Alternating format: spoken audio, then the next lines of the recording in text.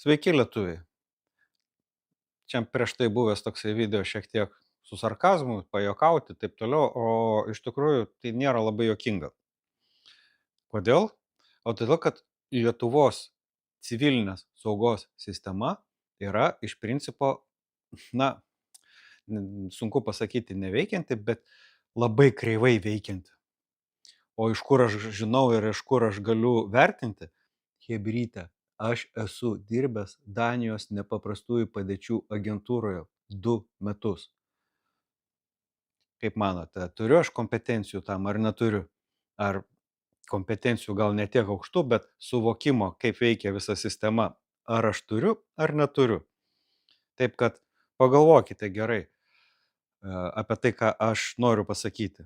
Žiūrėkit, lietuviai iš taupumo per 35 metus beveik sugriovė civilinę saugos sistemą. Mesgi net didesnius gaisrus Lietuvoje sunkiai užgesinome. Jūs pagalvokit, gaisrus, kur turėtų būti kiekvienoje šalyje normali civilinė saugos sistema, kad bent gaisrus jau galėtume užgesinti. Įvyko 2 dideli gaisrai, mes vos su jais susitvarkėme. Vos ir tai ten dar dideli klausimai, kaip tai įvyko. Dabargi, patys matot, panika. Nieks nežino, ką daryti.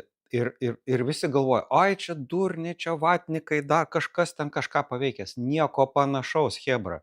Tai yra 30 metų civilinės saugos griovimo pasiekmes.